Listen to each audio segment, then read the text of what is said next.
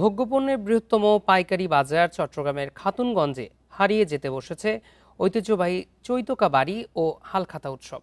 সময়ের পরিবর্তন, প্রযুক্তির উৎকর্ষ আর আধুনিক ব্যাংকিং ব্যবস্থার প্রভাবে ম্লান হয়ে যাচ্ছে শতবর্ষের ব্যবসায়িক সংস্কৃতি। কালের বিবর্তনে সেই ঐতিহ্য এখন পরিণত হয়েছে সুখকর স্মৃতিতে। একসময় চট্টগ্রামের খাতুনগঞ্জ, চাকতায় আসাদগঞ্জ ছিল বাংলা বর্ষ গণনার প্রাণকেন্দ্র। চৈত্রের শেষ দিনে পুরনো হিসাব চুকিয়ে নতুন খাতায় লেনদেন শুরু হতো উৎসবমুখর পরিবেশে। চৈত্র সংক্রান্তি এলেই ব্যবসা প্রতিষ্ঠান পরিষ্কার পরিচ্ছন্ন করে সাজানো হতো। পুরনো ক্রেতাদের বকেয়া আদায়ের পাশাপাশি হতো সৌহার্দ্য বিনিময়। 200-র বেশি সার্ভিস ও ফিচারে লেনদেনের সব বিকাশ অ্যাপে সম্ভব।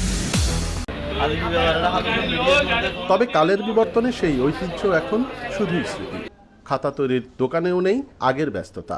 স্মৃতির পাতায় হারিয়ে যাওয়া দিন খুঁজে ফেরেন ব্যবসায়ীরা।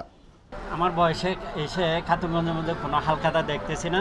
যারা দু এক ঘরে থাকলেও থাকতে পারে। দীর্ঘ অনেক বছর ধরে দেখতেছি এখানে কোনো হালখাতা নাই।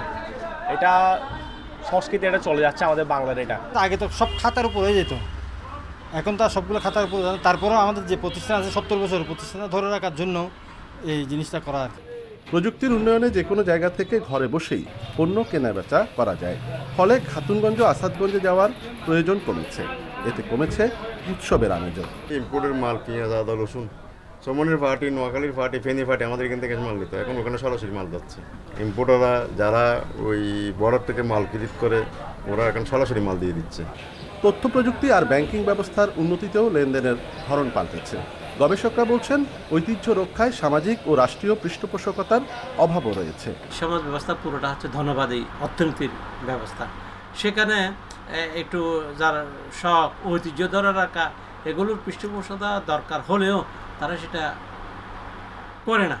খাতুনগঞ্জে ছোট বড় প্রায় 5000 প্রতিষ্ঠানে দিনে লেনদেন হয় প্রায় 1200 কোটি টাকা। অনুপম শীল, ইন্ডিপেন্ডেন্ট নিউজ, চট্টগ্রাম।